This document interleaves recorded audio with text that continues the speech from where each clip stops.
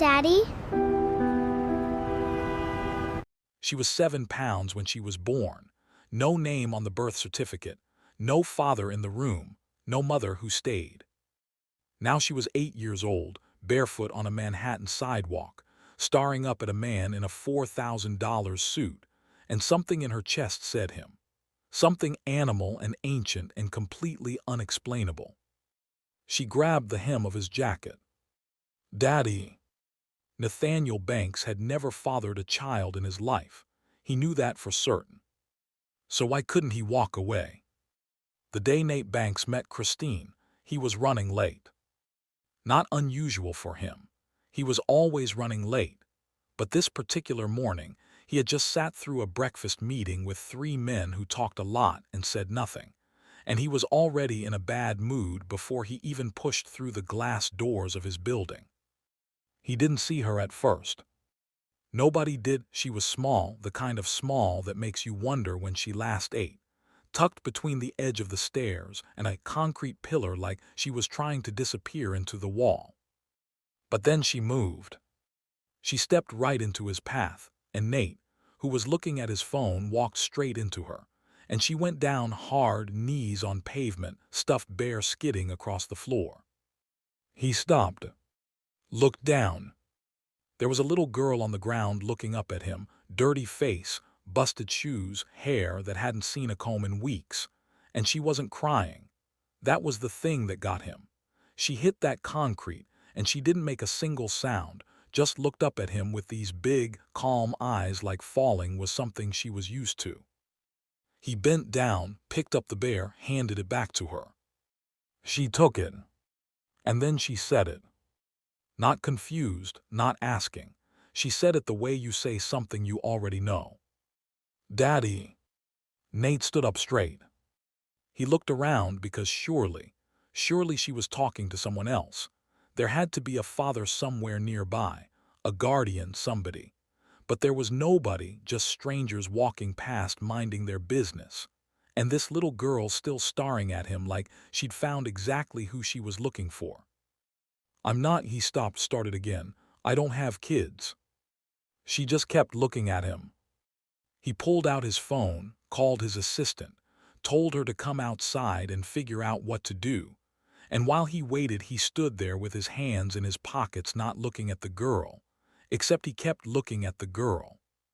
His assistant came, bent down, asked Christine her name, asked where her parents were. And Christine answered the name question, but went completely quiet on everything else. Nate said, call someone. Social services, the police, whoever handles this. His assistant started dialing.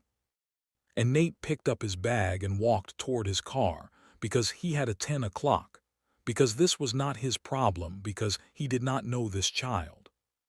He got to the car, put his hand on the door, stood there a little longer than a man who is leaving should stand there. Then he turned around, walked back, and told his assistant to cancel the 10 o'clock. He didn't know why he did that. He wouldn't be able to explain it later. He just did it. He crouched down in front of Christine and asked her if she was hungry. She nodded. He said, okay. And that was it. That was the whole decision. It didn't feel like a big moment. It didn't feel like anything. Just a man asking a child if she was hungry and a child saying yes. But nothing about his life would be the same after that. He took her to get food, a diner 2 blocks away, and she ate like she hadn't in days, which she probably hadn't. And she didn't talk much, but she watched him, the whole time, these quiet eyes just tracking him, and it made him uncomfortable in a way he couldn't place. He told himself he would drop her with the right people after this. He told himself that twice. On the ride back, she fell asleep in the backseat, still holding that beat-up bear, and her head dropped to the side, and she just went out completely, the way kids do when they finally feel safe enough to stop being on guard. His driver looked in the rearview mirror, looked at Nate, said nothing. Nate looked at her for a long time. Then he told the driver to take them home. Welcome to Midnight Romance, A place for stories about love, desire, and the choices that change us, told the way they actually feel. Comment where in the world you are watching from. We love to see how far our stories travel. Now strap up, let's dive into this bombshell. Nate had lived alone for 11 years, and his apartment looked exactly like that. Everything in its place, everything expensive, everything quiet, the kind of quiet that isn't peaceful, it's just empty. And after a while you stop noticing the difference. Christine noticed immediately. She walked in, looked around, and said, "Nobody lives here." Nate told her people lived there. He lived there. She looked at him like she wasn't convinced, then walked straight to his couch, sat down and put her feet up on his coffee table, and something in Nate's jaw tightened, but he didn't say anything. He didn't know the rules for this. He called his assistant that night, told her to figure out what Christine needed, clothes, toiletries, whatever, have it delivered by morning. His assistant asked how long the girl was staying. Nate said he didn't know. His assistant paused, the kind of pause that means she had thought she wasn't going to share, and then said she'd handle it. The first night was strange. He set Christine up in the guest room, clean sheets, good mattress, the works, and she walked in, looked at the bed, and then looked at him and asked if she could leave the door open. He said yes. She asked if he was going to be in the next room. He said yes. She nodded, climbed in, pulled the blanket up, and closed her eyes. Nate stood in the doorway for a second, then went to bed. He woke up at 2 in the morning, and she was standing next to his bed. Not crying, not saying anything, just standing there in the dark with the bear. He stared at her. She stared at him. He moved over, she climbed in, and that was the end of the conversation. He didn't sleep well, she slept like a rock. Morning came and she was in his kitchen trying to open his fridge, which had almost nothing in it, and she turned around and looked at him with genuine concern on her face. "You don't have food." He told her he usually ate out. She looked at the fridge again, then back at him and shook her head slowly like he was the child. His housekeeper came that afternoon and Christine followed her from room to room asking questions. "What's this for? Why do you fold it that way? What does that smell like?" And the housekeeper, who had worked for Nate for 6 years and was not a warm woman, actually started laughing at some point, which Nate had never seen before. He watched from the doorway. He didn't know what to do with any of this. His friend Marcus called, no relation, just a friend, heard about the situation through Nate's assistant, and came over immediately because he said he had to see it to believe it. He sat across from Christine at the kitchen counter and studied her. Christine studied him right back. He leaned over to Nate and said quietly, "She looks at people like you do." Nate told him to shut up. The legal process started that week, and it was not simple. CPS came out, asked questions, inspected the apartment, inspected Nate, asked more questions, and Christine's file, when it finally came through, was thin in a way that bothered everyone who looked at it. Not incomplete exactly, just bare, like someone had made the minimum entries required and nothing more, like the people responsible for documenting her life had treated her as a task to be filed and moved on from. Nate read through it at his desk at midnight. 8 years old, no known father listed, mother's whereabouts unknown, multiple placements, no flags, no incidents, just a child passing through the system quietly, not causing problems, not being chosen. He closed the folder, sat back. There was a drawing on the corner of his desk. Christine had left it there that afternoon without saying anything. 2 figures, one big, one small, both with circle heads and stick arms, and underneath it in her handwriting, careful and slightly uneven, "Me and my dad." Nate looked at it for a long time. He didn't throw it away. Christine had nightmares. Not every night, but enough.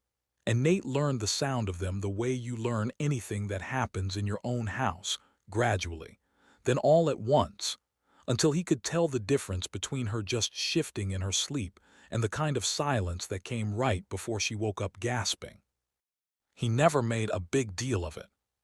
He'd just appear in the doorway, she'd see him, and something in her would settle, and eventually she'd go back to sleep, and they never talked about it in the morning, which seemed to be what she needed.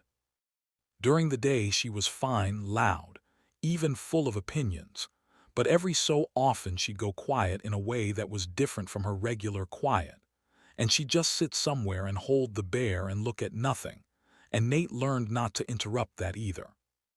He asked her once carefully if she remembered her mother. She thought about it for a second, then said yes, then said nothing else. He didn't push. He wasn't going to be the person who pried open whatever she had locked away just to satisfy his own curiosity. She'd tell him what she wanted to tell him when she was ready, and if she was never ready, that was her right too. He told her about Dave one evening, not on purpose, it just came out.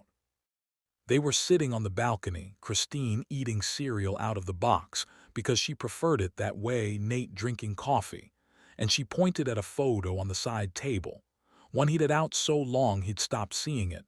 Two men, same face, arms around each other, both laughing at something outside the frame.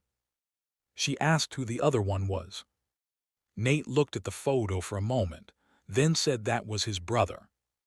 She asked where he was. Nate said he was gone. She asked what gone meant.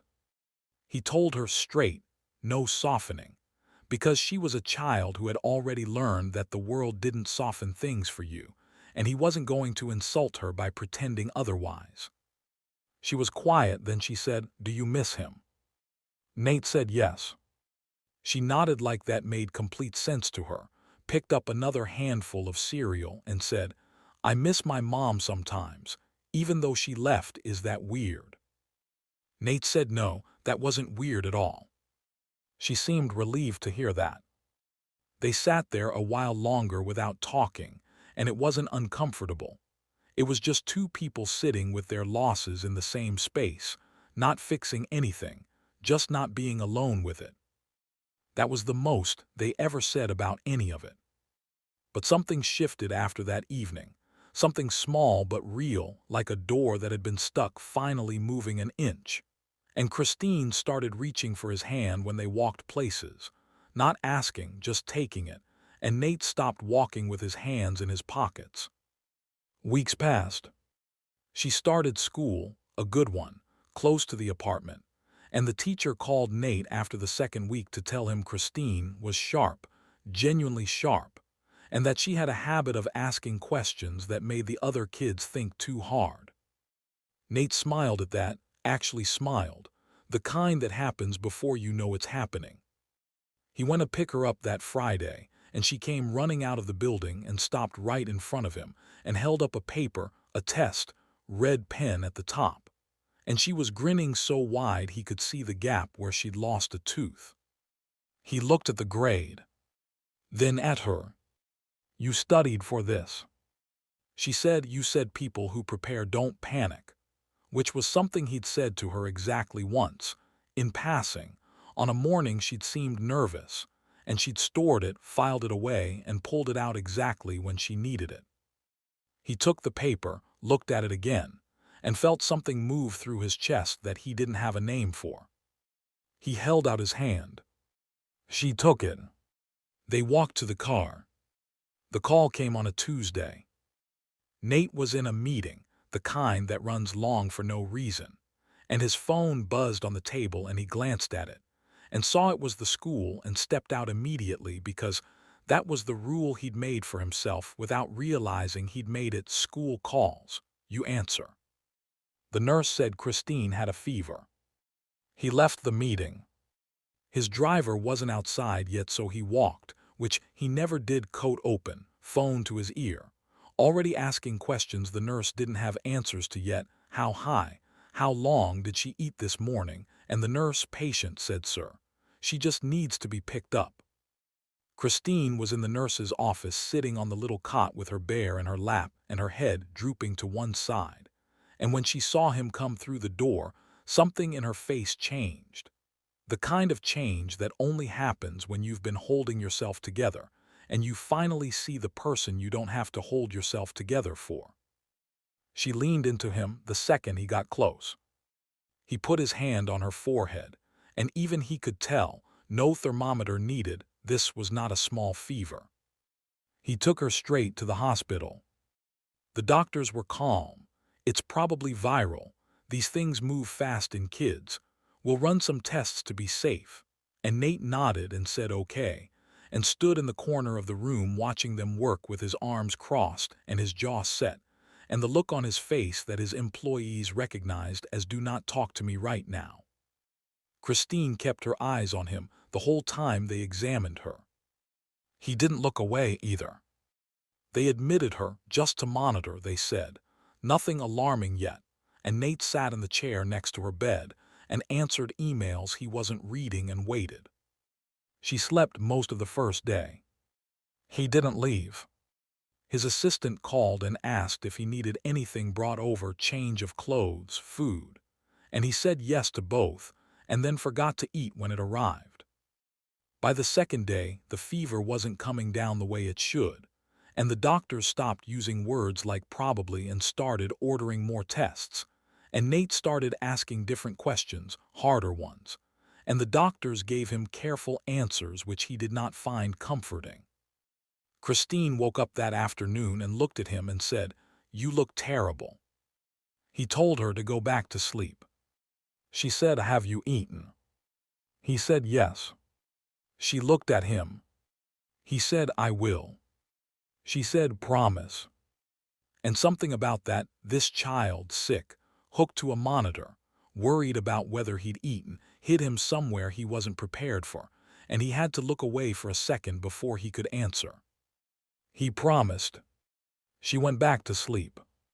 The doctor came that evening, not the regular one, a different one, older, and asked if they could speak outside, and Nate followed him into the hallway and stood there with his hands in his pockets, while the man chose his words carefully. He said the tests had come back with something unexpected.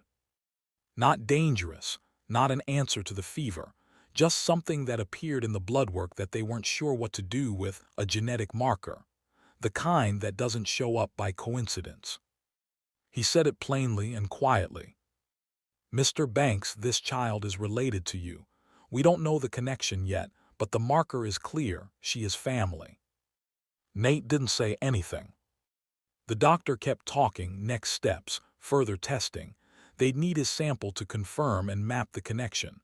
But his voice was going distant, like someone turning down a volume dial slowly. Nate looked through the small window in the door at Christine, asleep, small, one hand still wrapped around the bear. And he thought about the way she walked into a room. The way she tilted her head when she was thinking. The way she'd looked up at him on that pavement, not confused, not desperate, certain like she already knew. He didn't hear the rest of what the doctor said.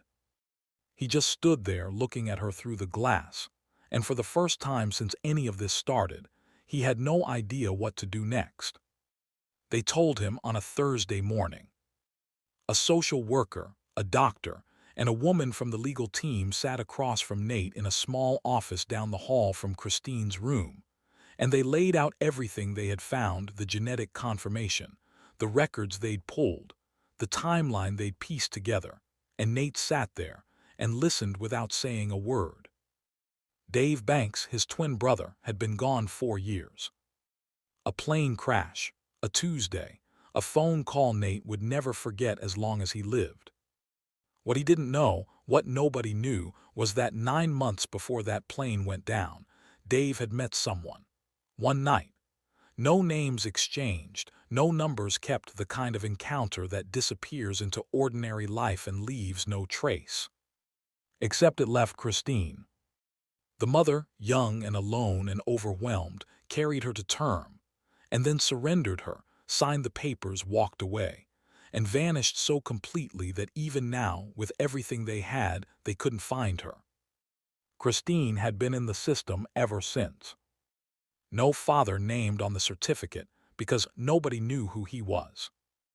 No family looking because nobody knew she existed. Just a little girl moving from place to place, holding a bear, waiting for something she couldn't have named.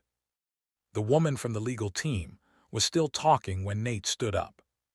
He walked out of the office. He went down the hall. He opened the door to Christine's room. She was awake, sitting up, picking at the edge of her blanket, and she looked up when he came in. And he saw Dave. Not just a resemblance Dave, the way he held his head, the shape of his eyes, the exact way he went still when he was paying attention. It had been there the whole time, every single day, right in front of him, and he hadn't known what he was looking at. He sat down on the edge of the bed. He didn't say anything for a moment, couldn't, his throat wasn't cooperating. Christine watched him, then said quietly, "Are you okay?" And that was the thing that broke him open. This child, Dave's child, who had been abandoned and passed around and never chosen, lying in a hospital bed, asking if he was okay. He pulled her in both arms, and she went still for just a second the way she always did when he hugged her, that half second where her body remembered it wasn't used to this. And then she melted into it completely and wrapped her arms around his neck. And Nate cried. Not politely, not quietly, the kind of crying that has been waiting years to happen for Dave, for the phone call, for the funeral, for every moment he had swallowed it down because there was nobody to fall apart in front of. Christine didn't say anything. She just held on. After a while she pulled back and looked at his face, studied it the way she always studied things, serious, thorough. And then she reached up and wiped his cheek with her thumb, clumsy and careful at the same time. And she said, "You look like somebody." Nate looked at her. She said, "In the photo on the balcony, the other one, you look like him." She had seen it. She had been looking at that photo for weeks, sitting across from it at breakfast, passing it in the evenings. And somewhere in her 8-year-old mind, she had already noticed that Nate's face and that other face were the same face. She just hadn't known what it meant. Nate took a breath, steadied himself, and said, "That was your dad." Christine went very still. He said it again, softer. "That man in the photo, he was your father, and he was my brother. And I didn't know about you until right now, but I promise you, if he had known, he never would have let you spend a single night alone." She looked at him for a long time. Then she looked down at the bear in her lap, worn out, one eye loose, fur flattened from years of being held. And she said very quietly, "Did he have a name?" Nate said, "Dave." She turned the bear over in her hands, thinking, and then she looked up. "Can I keep calling you Dad?" Nate didn't even hesitate. "You never have to call me anything else." She leaned back into him and he held her. And outside the hospital window the city just kept moving the way cities do, indifferent and loud. But in that small room everything was still. A brother gone, a daughter left behind, and a man who walked out of a breakfast meeting in a bad mood and couldn't make himself leave a little girl on a pavement. It was never coincidence. She knew it that first morning on that sidewalk before he did. She looked up at exactly the right face and called it home. If this story moved you, if you felt something in these 5 chapters, then you are exactly who this channel is made for. We tell stories here that are honest and human and don't look away from the hard parts, because those are the only stories worth telling. Subscribe so you don't miss what comes next, and if you know someone who needs to hear something like this today, send it to them. That's what these stories are for.